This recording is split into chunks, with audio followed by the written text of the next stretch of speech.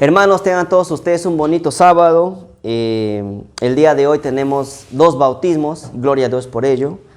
Vamos a hacer una predicación vamos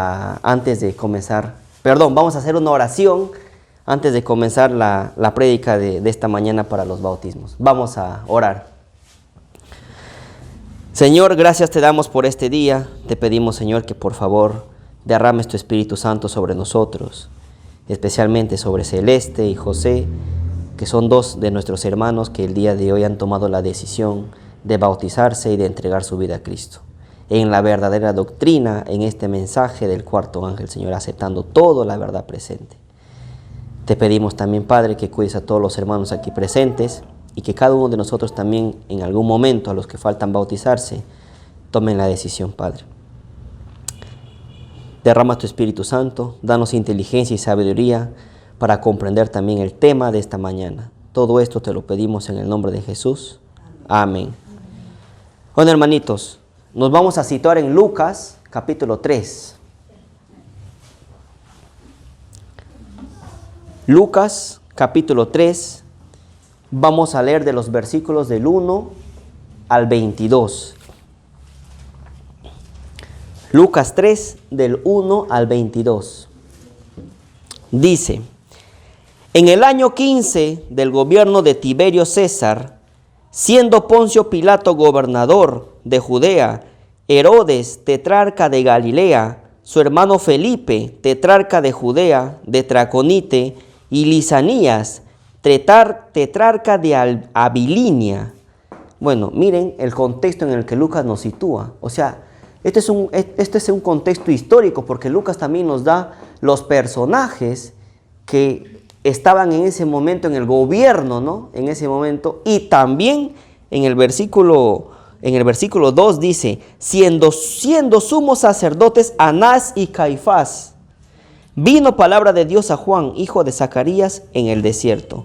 O sea, también nos da a los personajes que estaban en el gobierno en ese momento y también a los sumos sacerdotes de ese momento, Anás y Caifás. O sea, te sitúa en un punto específico en la historia, ¿no?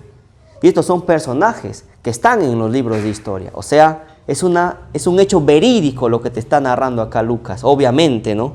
Porque te pone todos los personajes, ¿no? Dice, ¿no?, que Juan el Bautista, ¿dónde estaba? En el desierto. Versículo 2 dice: vino palabra de Dios a Juan, hijo de Zacarías, en el desierto.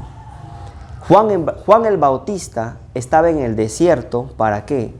Para sacar todo tipo de mala influencia. Porque Juan el Bautista no fue preparado por los rabinos, por los sacerdotes de ese momento. No, él fue preparado en el desierto. Él quería y tenía que depender 100% de Dios. ¿Por qué? Porque en ese momento habían muchas malas interpretaciones en cuanto al tema de la escritura. Por ejemplo, los judíos en ese momento creían que Cristo iba a venir, ¿para qué? Para liberarles del yugo romano, y eso no era así. Entonces, Juan tenía que ser educado en el desierto, depender 100% de Dios y mostrar lo que realmente significaba la profecía del Mesías, porque él tenía que preparar el camino para que Cristo venga. Por lo tanto, tenía que quitar todo tipo de influencia, todo tipo de basura, de error, con respecto también al tema de la interpretación de la Biblia. Y también tenía que quitar todo tipo de influencia negativa en el tema de la interpretación para la primera venida de Cristo, ¿no?, que muchos judíos lo interpretaban mal en ese momento. La voluntad de Dios para Juan es que se vaya al desierto para que no se contamine con falsas enseñanzas, es decir, que subiera puro y estudiando la palabra de Dios para recibir el mensaje del Señor directamente. Y otra cosa también que hay que aclarar es que Juan no tenía ningún tipo de título profesional. Era un hombre simple, sencillo, ningún tipo de título profesional. ¿Estamos? Es interesante. Sigamos, versículo 3. Y él fue por toda la región del Jordán, predicando el bautismo del arrepentimiento para el perdón de los pecados. Claro, primero tenía que predicar antes de bautizar. Por eso es que el bautismo tiene que ser 100% racional. no te tienes que bautizar por emoción ni por sensacionalismo, te tienes que bautizar conociendo bien la sana doctrina. Es por eso que aquí nuestros hermanos llevaron los 38 estudios bíblicos que se ha presentado en el ministerio, los 30 estudios bíblicos en temas de doctrina, que son básicos para el bautismo, y 8 estudios de verdad presente. El que se bautiza tiene que bautizarse entonces creyendo en toda la sana y la plena doctrina, en toda la verdad presente. Creyendo en el tema del juicio de los vivos, que comenzó en el 2001, creyendo en el regreso de Cristo en el año 2031, creyendo también en el tercer Elías, tanto en la fase individuo como en la fase pueblo. Todas esas doctrinas son importantes, que uno tiene que tener en cuenta para bautizarse. Y el bautismo no es obligatorio, es voluntario. Aquí la persona toma su decisión. Es por eso que Juan el Bautista dice en el versículo 3, predicaba el bautismo del arrepentimiento. Primero predicaba, luego bautizaba. Debe ser así, ¿no? El bautismo del arrepentimiento para el perdón de los pecados. Entonces, en esa predicación de Juan el Bautista, bautismo del arrepentimiento, predicaba eso, es decir, había un mensaje también de reprensión para las personas a que dejen sus pecados, ¿no? A que sean criaturas nuevas y cambien para tomar esa decisión del bautismo también. ¿Estamos? El bautismo del arrepentimiento. Había un mensaje de reprensión también para aquellas personas, en realidad para las que se querían bautizar, de que tomen conciencia y tienen que cambiar su carácter. Esa es la predicación del bautismo del arrepentimiento. Es por eso que uno tiene que ser, sabes a lo que te estás metiendo y en plena conciencia tienes que bautizarte. ¿Estamos? Versículo 4. Como está escrito en el libro del profeta Isaías, voz del que clama en el desierto, preparad el camino del Señor, enderezad sus sendas. Aquí en el versículo 4, Juan el Bautista da una cita bíblica del profeta Isaías, de una profecía que se cumple en Juan el Bautista. O sea, Juan el Bautista está citando una profecía donde tiene el cumplimiento a él. ¿Y qué dice? Que él tenía que preparar el camino del Señor y enderezar sus sendas. Él tenía que quitar todo lo que estorbaba. Todo lo que estorbaba, tenía que preparar el camino para la llegada del Mesías. ¿Estamos? Versículo 5. Todo valle será rellenado y todo monte y colina serán rebajados. Los senderos torcidos serán enderezados, los caminos ásperos allanados. Él tenía que enderezar, que preparar el camino de nuevo para que aparezca el Mesías. En el tema de la enseñanza, Juan el Bautista debería dar la correcta interpretación de lo que las profecías hacían. Del Antiguo Testamento apuntaban al Mesías, la verdadera interpretación. Para eso estaba preparado Juan el Bautista, esa era su misión. Versículo 6. Y todos, dice, verán la salvación de Dios. Y todos verán la salvación de Dios. Sigamos. Juan decía a los que salían para ser bautizados por él: generación de víboras, ¿quién os enseñó a escapar de la ira venidera? Interesante, ¿no? ¿A quiénes les decía Juan eso? A los que estaban por bautizarse. Imagínense que uno quiere bautizarse y el que te va a bautizar te diga: generación de víbora. Imagínate. O sea, ponte a pensar, ¿no? Juan tenía que aclarar muchas cosas acerca de esto, ¿no? ¿Y quién os enseñó a escapar de la ira venidera? Dice. ¿Quién os enseñó a escapar de la ira venidera? Para allanar el camino del Señor, Juan debía decir las cosas tales como son. Debía decir la verdad, aunque duela. Eso es así. Aunque duela, hay que decir la verdad. Con respeto, sin ofender a nadie. Pero aunque duela, hay que decir eso. De esta manera, las personas que lo escuchaban debían tomar conciencia y arrepentirse. Ese era también uno de los trabajos que hacía Juan el Bautista, ¿no? Versículo 8. Producid frutos dignos de arrepentimiento, y no empecéis a decir en vuestro interior: Abraham es nuestro padre, porque os digo que aún de estas piedras Dios puede levantar hijos de Abraham. Producir frutos dignos de arrepentimiento. también la persona tiene que poner de su parte. Claro, el cambio también viene por Cristo. Es ese Espíritu Santo, ¿no?, que también te impulsa a que cambies el mal carácter que tienes. Hay que producir frutos dignos de arrepentimiento. Ser cristianos en teoría y en práctica. ¿Estamos? Y dice también, ¿no?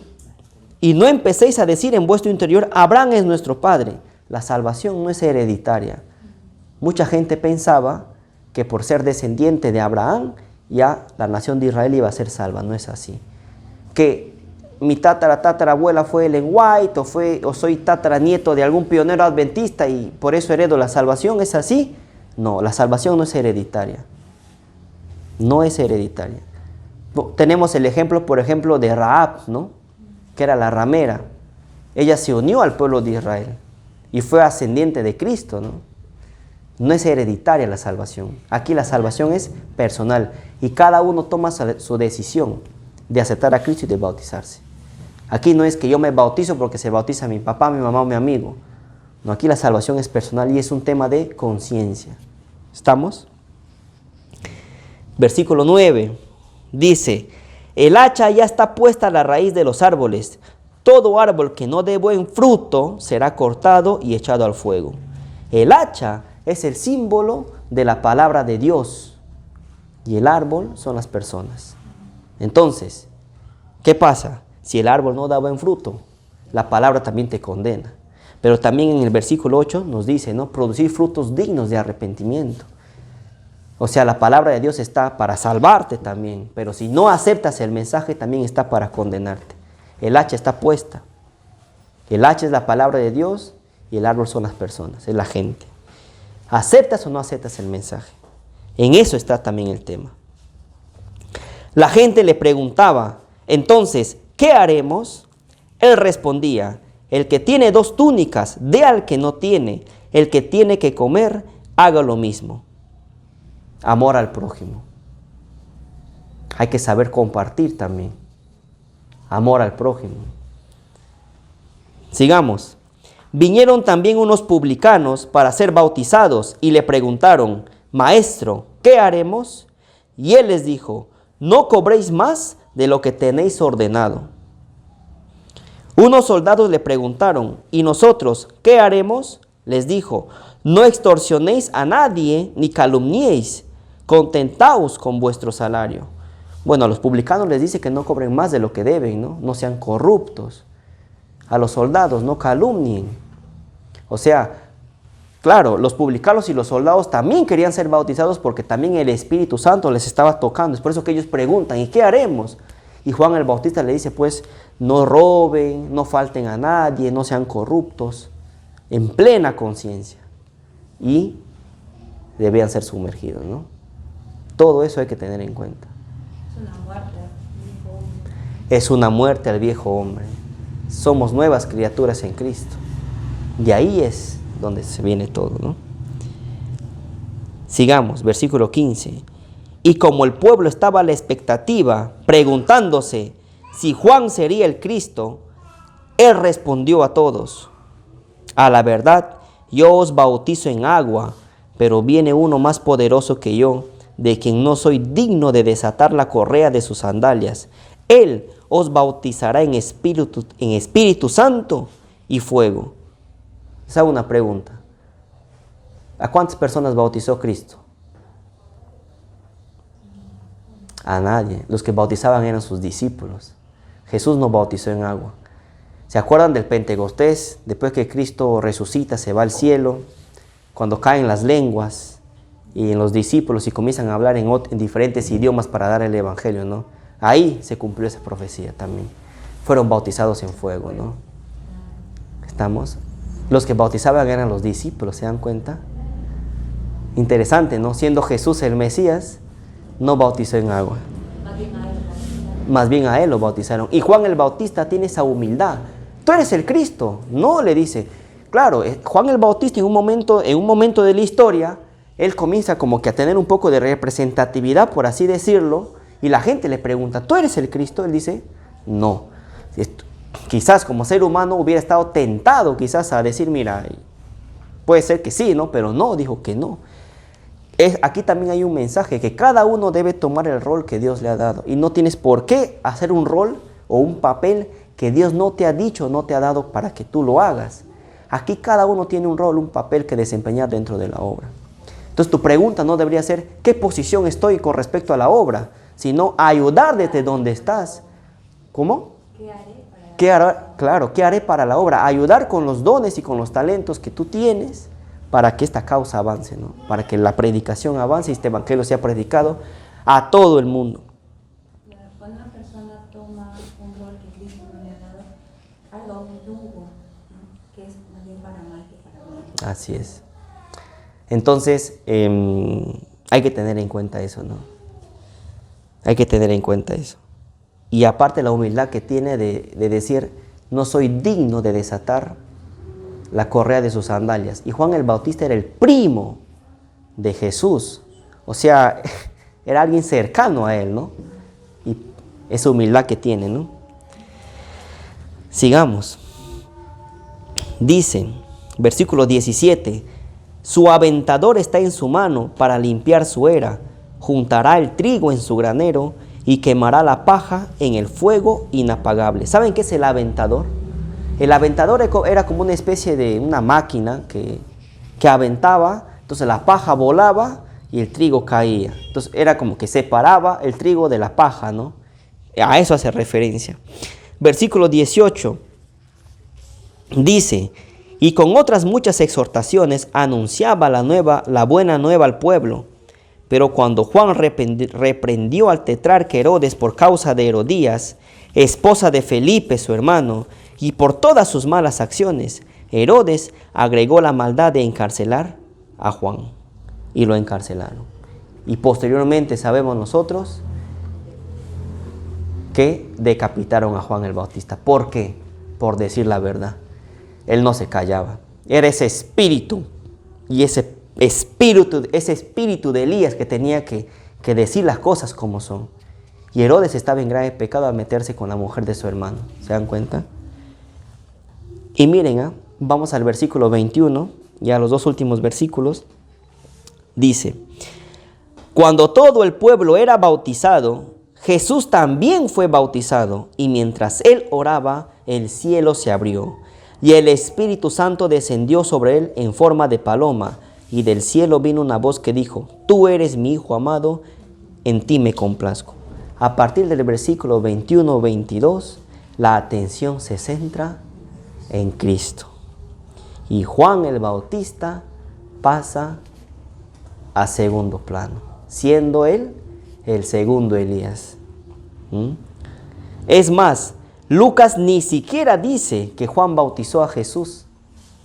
¿Se dan cuenta? Ni siquiera lo menciona ya, porque la atención se centra en ¿quién?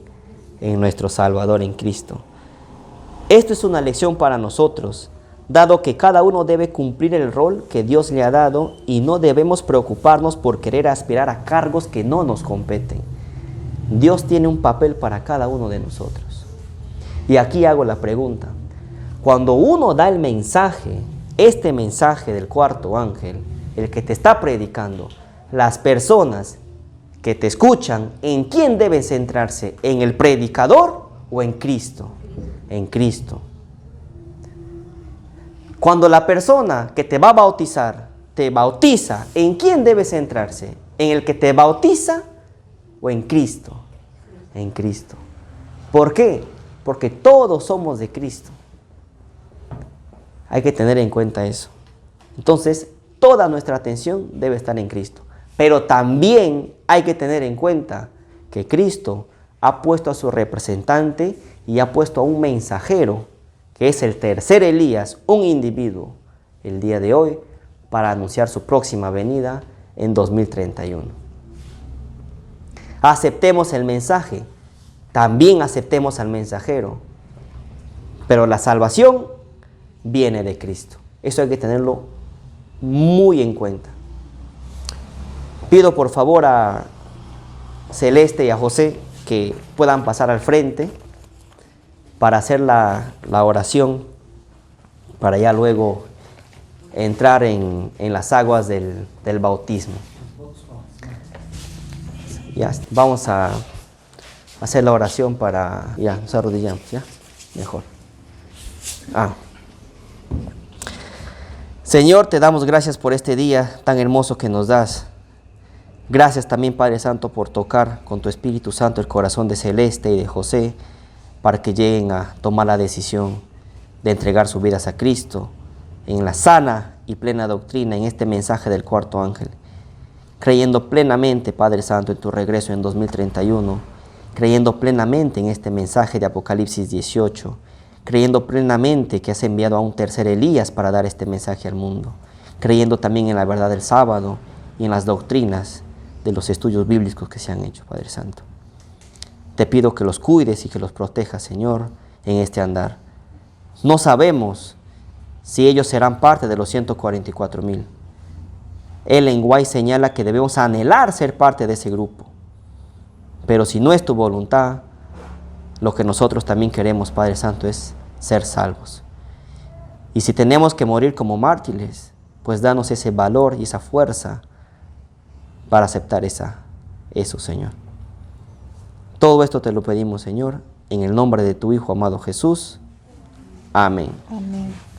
En las aguas de la muerte, sumergido fue Jesús, mas su amor no fue apagado por las penas de la cruz. Levantóse de la tumba, sus cadenas quebrantó, y triunfante, victorioso, a los cielos ascendió. Como siervo del Dios Altísimo, te bautizo en el nombre del Padre, del Hijo, del Espíritu Santo. Amén. En las aguas del bautismo, hoy confieso yo mi fe. Jesucristo me ha salvado, en su amor me gozaré. En las aguas de la muerte, sumergido fue Jesús, mas su amor no fue apagado por las penas de la cruz. Como siervo del Dios Altísimo, te bautizo en el nombre del Padre, del Hijo y del Espíritu Santo. Amén. En las aguas del bautismo, hoy confieso yo mi fe. Jesucristo me ha salvado. Quizás más adelante, que den un paso al frente para hacer una oración. Que desean.